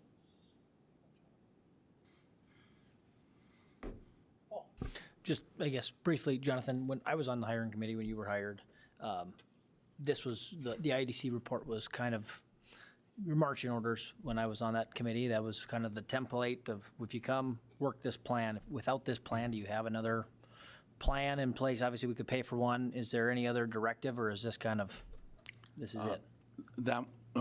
Your description was the one that I had when I came here, that this was, what you should be knocking pieces off. And it was certainly my guidance in moving right away to work on a facade program. No, there's no, that was the program. It was specifically stated as part of my job description. that's kind of what I'm operating under in some respects. And no questions at this point for Jonathan, but just to, again, reiterate, when I first got on council, this was one of the items that I was getting up to speed on by drinking from a fire hose. I remember sitting at the white paper meetings, developing those reports. And there was a lot of enthusiasm. There was a lot of good momentum, I think, with what was going on from the IDC report. I think it was a lot of good information. I think there's still a lot of items there. Jonathan listed a lot of the items that we accomplished through this process and from this report, whether it be wayfinding, facade, the one brand that came out of it, the lowest system that the chamber has taken up. But I still think there's items on here that we can act on and that are of value to the city. I think, recruitment to satellite campus to open downtown, we're getting some of that with the CTE, but I think to work further with Trinity and some of the progress they're making on their campus and relocating from downtown and working with Minot State, attracting people to the greenway spaces that we have throughout the city. I think working with parks and however we can program spaces and amenities to those things, I think will help. And those things are all outlined in this report. One thing that we didn't achieve was 50,000 in population. What can we do to further that goal? So again, I would like to see this maybe, and again, we ran into COVID, we ran into a global pandemic. I think when some of this momentum was really going, I'd like this to be a part of our plan. I'd like this to be a part of our strategy as a city moving forward, and maybe kind of reinvigorate. Otherwise, I'm never in favor of getting another study. But I think we've got to do something. I think we have to have some sort of direction for our economic development that we control in the city coffers. The chamber's doing a great job with what they're picking up and the load that they're carrying. I think we should have some sort of direction or outline for our staff. Otherwise, what are we paying them for? Thank you. Jonathan, I guess, we're one step ahead of where we were back when this report was taken. That we have a person on staff who's the development director. You've given us 21 documents here related to this area. I guess my question back to you would also be, what do you see as coming next, or that should be pursued next based on all this information? And what additional programmatic activity, if that's what results, are you able to handle? Well, it depends on what we're doing in terms of programmatically what I can handle, but I would say it's issue of finding resources to continue the facade program. I know that I apologize, Mr. Mayor and Councilman Janser, that it depends on whether the resources are available to pursue a few of these things. We have done the design work for the wayfinding signage, but that wasn't able to be funded. I know that a couple of people here on the council have tried to see if there are places where funds can be directed toward that work. As far as something like wayfinding signage, I'm not doing that work personally. It doesn't involve a lot of installation work on my part. That isn't complicated. And again, it would be spread out over several years.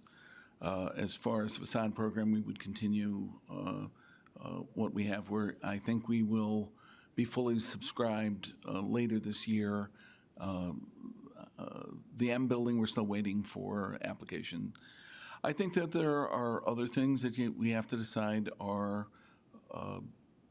priorities. I think that one of the previous action items on MAC EDC is related to this kind of thing in terms of where resources are being placed. And I think we laid out via a spreadsheet, I believe it's included here, about all the different functions that are there and which ones are ours and which ones rightfully have been assigned to others, but also where there's an overlap and deciding where that occurs. And so, again, if I had to choose a few that I think that are most important, which is, I think, at the heart of your question, I would say continuing the facade program so that we continue to see changes in downtown. I would say that we did the placemaking grant at the last meeting, that continuing items along that line as we do more planning, make certain that that's done. And again, wayfinding signage when we can find the funds to do that. Again, it's a multi-year effort, but I will make the point that it started in many ways in when it was kind of written to be a little bit downtown-centric. The way in which it was executed over this past year was to take the periphery and also to concentrate on the periphery in terms of getting people to the new Children's Museum, Discovery Center, getting people to various shopping areas outside of downtown. And in the third year, the final year as it was laid out, was to then concentrate a little bit more on downtown, but to get, kind of the circle and work your way in. So I think that those are at least three that we had already started working on, and I think when the council can find the resources, that would be a good thing. Okay, thank you. Roscoe? Thank you, Mr. Mayor. Looking at this list, I mean, the facade program, very good, like that. Wayfinding, fine, try that. Not a big deal. I think that's something that could create some value. The rest of it, I think, is happened or happening. So I don't know that there's a lot left to accomplish in this study. I mean, I could be wrong. Strengthen partnerships. I mean, that's an ongoing thing. I think that's important. Downtown strategic planning.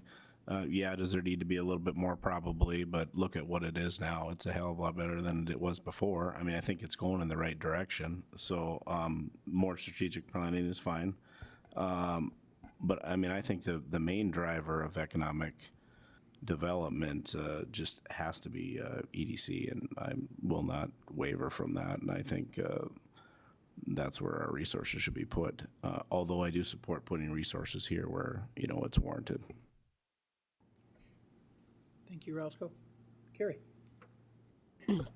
So I've talked to you about this before, but the most important, I mean, I think we keep on thinking it's down the road, is really getting this committee together to figure out what we're going to do with the buildings that Trinity is going to be leaving downtown. I think, we need a vision. We need the stakeholders on a committee or at a table to sit and really talk about it.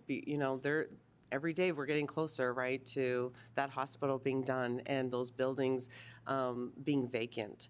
And I know Trinity has said they will gladly sit down, MSU, the MADC, like there's a lot of stakeholders in, we are on such a great trajectory downtown. And so I don't want to have, be one off with all of a sudden having, this inventory of buildings downtown that we don't have a plan for.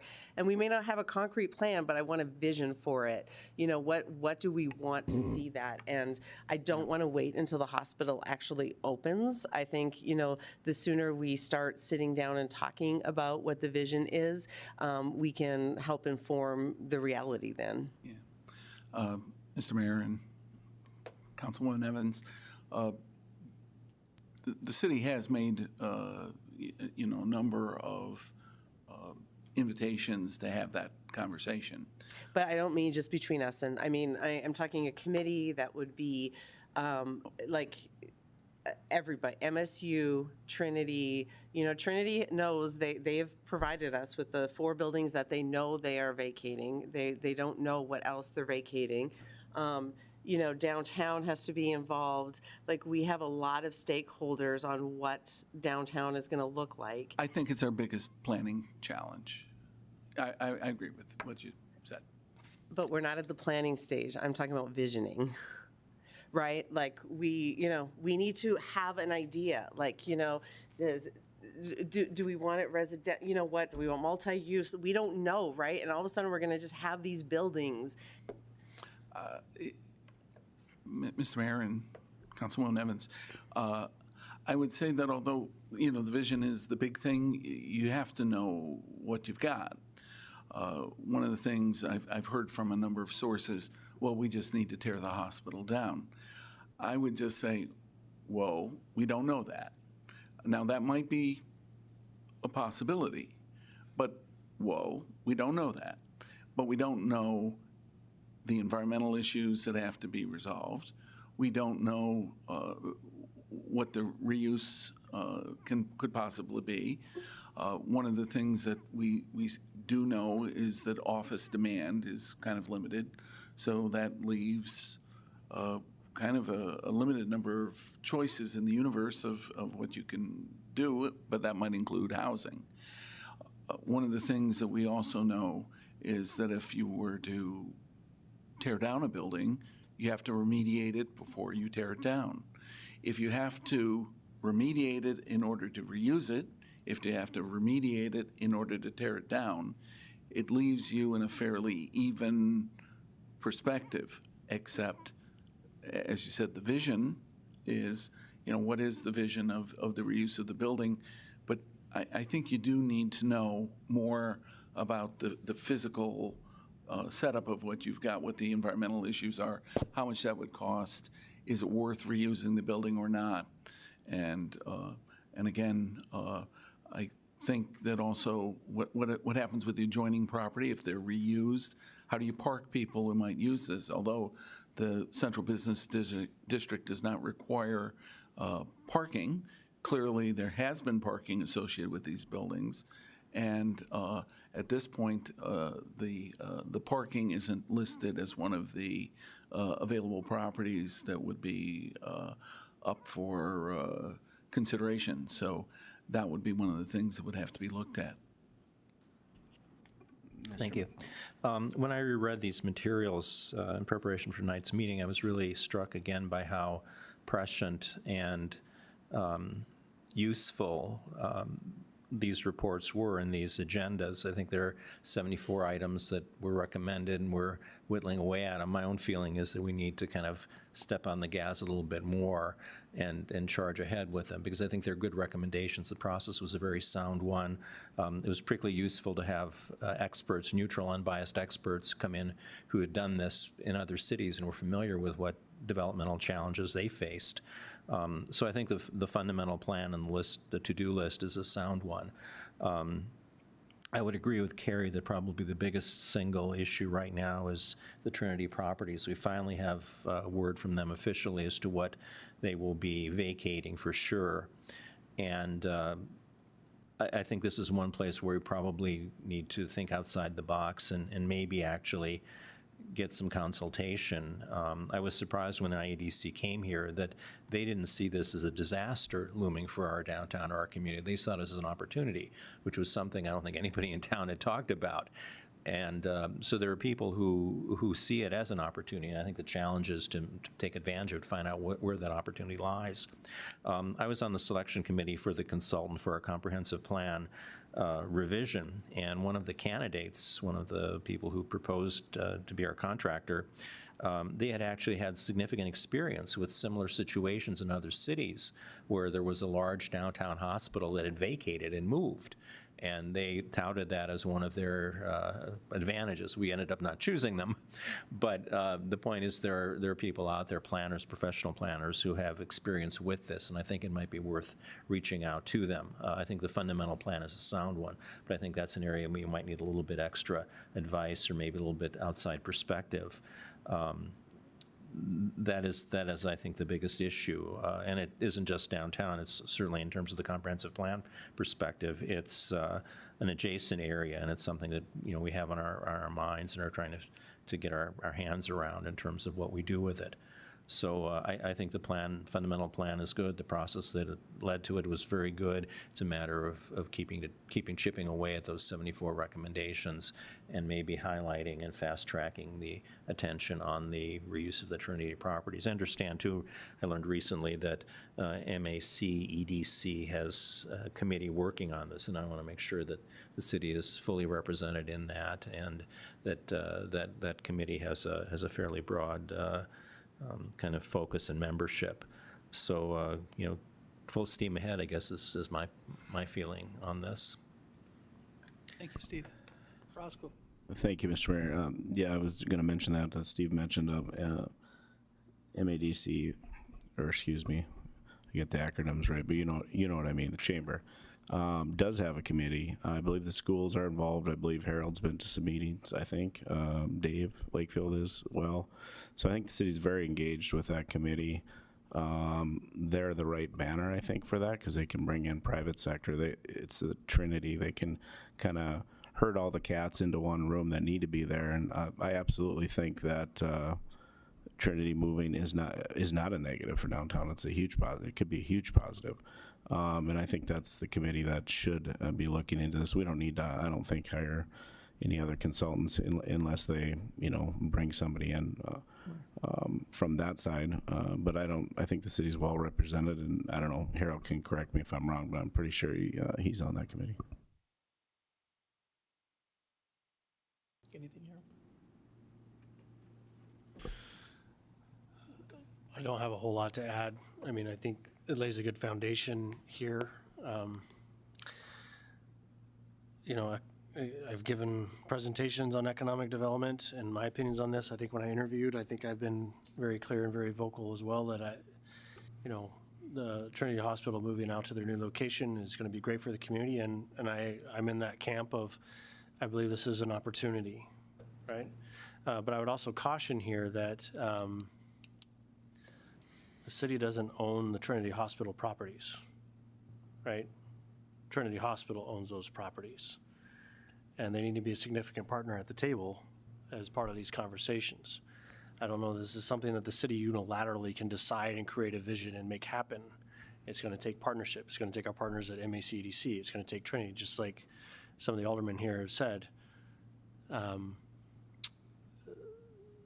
And despite my being here for almost just shy of 2 years now at this point, we've had this conversation many times, but so far those partners collectively haven't been willing to come to the table. Many of those partners are willing to be at the table, but not all of them are yet. And until that happens, it's going to make it very difficult to do what I believe is the right vision that the council has here. And I don't know if the city's in the position to force that to make it happen either. And so there's some caution there with regards to how we proceed. I agree, this is an important conversation. At the same time, there's some changes that are happening downtown that are positive, that's going to change the dynamics a little bit. We're moving the new city hall downtown. We finally have the parking garages free and clear, and staff plans on bringing back that conversation soon too about potential development of the parking garages. You have the M building that's going to be redeveloped. That's a building that's sat vacant for 20 years now that actually has a future for it. You have Central Campus now becoming a middle school downtown. That's going to change the dynamics downtown. And you have some great private investment that's going on downtown with regards to revitalizing and bringing in new blood, new investment, and doing those types of things. Since I interviewed for this job, I've been very clear that downtown is the heart of a community. It's a character piece. It's an identity. And our plan for downtown needs to continue to be a significant part of our economic development efforts. Although, again, I would provide a caution here. Minot's becoming big enough that there's multiple factors that need to be considered with economic development. Downtown is definitely one of those. But the hospital moving to southwest Minot presents another opportunity. I've watched communities explode with that type of transition, and it's going to explode with medical offices, commercial development, residential development, all those types of things are going to happen southwest. I've also watched sections of communities explode when a new high school is built, which is going to happen in northwest Minot. And my one critique of the IEDC report is it's very downtown centric. It's a great plan for downtown, but it is not a comprehensive economic development plan for the community of Minot. There's some tweaks and some changes that have been significant steps forward for our community that need to be considered as well. And I think it takes all partners at the table to be able to do that. So I'm definitely on board with this. I've been supportive of the downtown facade improvement program, and I would strongly encourage that when we have money available, that more money needs to be diverted to that. I'm not even opposed to the wayfinding signage. I've watched many communities do that, but it's not a silver bullet. It's a piece to the puzzle that helps. And at some point, hopefully that becomes a priority for funding for us. But for me, the big issue downtown is we got to figure out how to make downtown livable again. We have a lot of space downtown in the upper floors that the communities that are exploding across the country right now have figured out how to make downtowns livable again for the next generations. That's who's having luck recruiting and growing and doing those kinds of things. So I agree that all these are elements and pieces. Downtown is going to be a significant piece going forward, but I would just caution that that is not, in my opinion, the comprehensive plan for economic development and moving forward. And we have some other aspects that need to be focused on as well in this community. And this is a great start. This is a great start in a plan for downtown. But I hope we don't limit our vision to just this. Thank you, Harold. Roscoe? Thank you for that, Harold. I wholeheartedly agree. This we can't just put all of our eggs in one basket. It's very important downtown, of course. This study, like you alluded, is fairly narrow as far as its tools that it asks to bring to the table, and that's fine. But yes, northwest, north, southeast, the rest of the community needs to be treated with the growth aspect as well and economic activity development, because they are going to explode, and they are.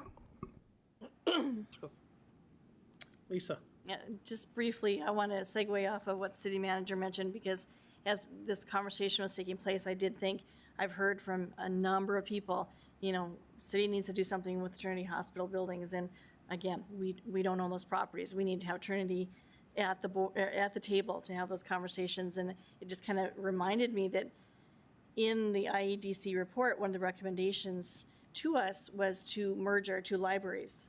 At the time that they thought, or the team came, they thought it was just silly that we had two libraries that were just blocks apart. And we did our due diligence. We had our meetings. We asked the questions. We met with everyone involved. And this dais thought it was a really good idea to merge the libraries. And the commissioners didn't. And so, we still have two libraries. So sometimes even, reports and recommendations that come out aren't going to give us the final product that they thought we would have. So having conversations, discussing it, seeing what this community wants is very important. Thank you, Lisa.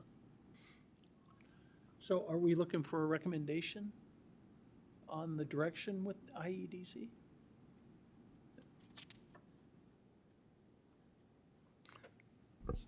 Provide staff direction? I guess the question would be is, what priorities does the council have out of these studies that you would like staff to continue to work on over the next couple years, bearing in mind that we're not doing it alone, and staff doesn't have full control over everything here, but what is your directive for our economic development efforts that we control with regards to these reports, taking into consideration, in my opinion, the other community factors that I mentioned earlier in my statement? Mr. Mayor, if I may. Go ahead, John. Thank you. I will mention one thing about this, the way it's done, the way we've divvied this up in terms of The outside attraction is being done by the MACEDC. I don't want to step on their toes. That's their responsibility. And they get funded, a chunk of money for doing that. Another thing that they do is the retention, business retention and expansion program, and that's also their kind of exclusive bailiwick. The Visit Minot and does the tourism thing, and that's fine. What I'm getting at, what's mostly been available in terms of not spoken for before I even walked in the door was downtown and some of those related issues, which would include the hospital.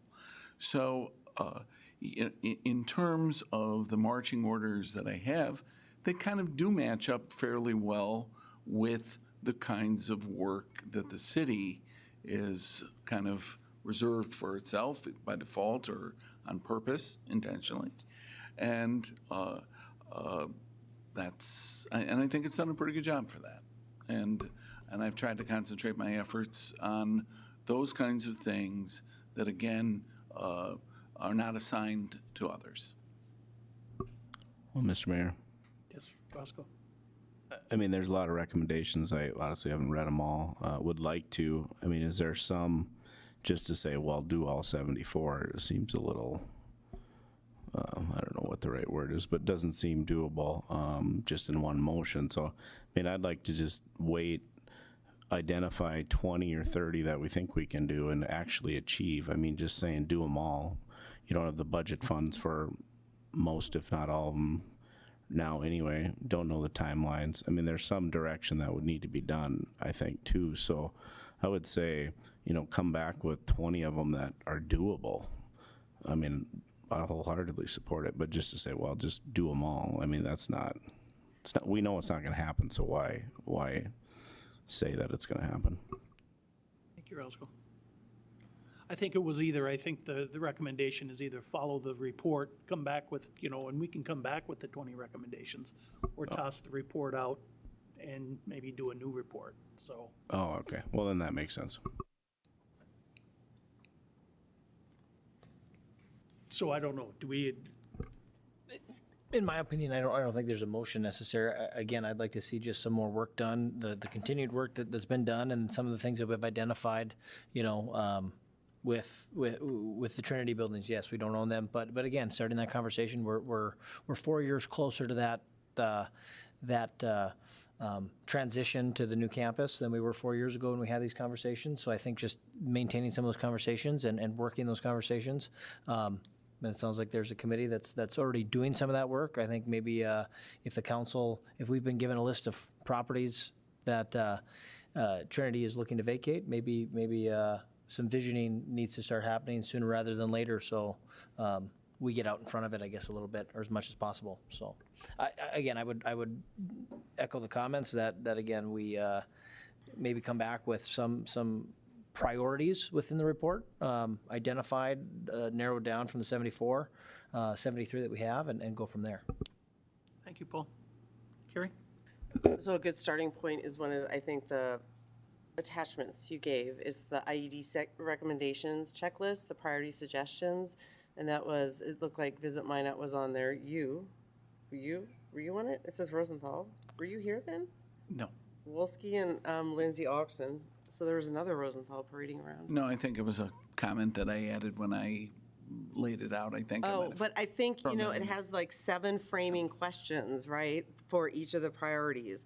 Like, will it lead to a bigger property tax base, encourage other investments? Like, I think that is a good filter to use about what, should be prioritized. So I would recommend, using that as the filter, and then maybe, for each of the remaining things, and if it's, answering these questions in a way that, is advancing us, then let's do it. But, it's a very simple, checklist almost. Nothing simple, but you know what I mean? Like, it's clear. Thank you, Carrie. Nothing more for Jonathan? I think you kind of have some marching orders come back with some priorities. Yeah, thank you, Mr. Mayor. Thank you. Moving on to number 7 on the agenda, personal appearances. This is a time for anyone to come up and address the council on issues, any issues. If not, let's move on to 8, miscellaneous and discussion items. 8.1, budget Q&A. This is an opportunity to follow up on our working session from a couple weeks ago. And if there's anything or any questions that the council has of any department head in attendance, now is the time to ask the question. Mark? Thank you, Mr. Mayor. I have a question. I'm not sure exactly who it's for. Maybe the city manager, maybe the Chief Klug. So, what is the likely timing for having a fully designed plan for either converting this building to use fully by the PD and whoever else, or taking some other direction on that? Do we have a timeline?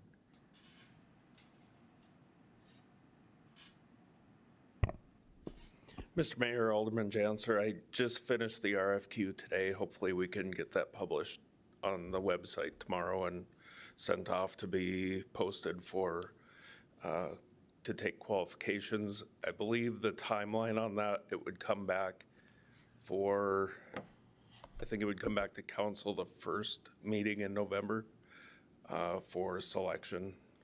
First or second meeting in November for selection of a firm to study and give us an analysis on this facility.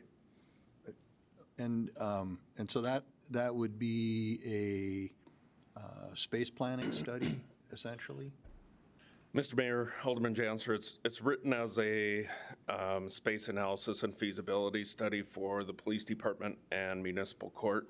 And that proposal would look at all the space available and determine, I guess, both things. Would this work as a police department, or would they recommend that it's used, money would be better spent at another location?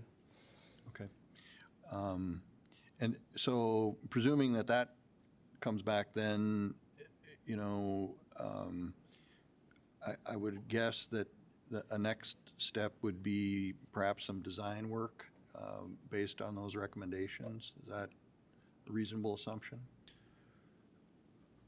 Mr. Mayor, Alderman Janser, I believe in that RFQ, one of the items in there is to propose a plan of what this space could look like if it was redesigned, and then compare what that would take to a new facility, so that you would be able to, the council would then be able to look and say which one's a better option, a new facility or the current facility remodeled.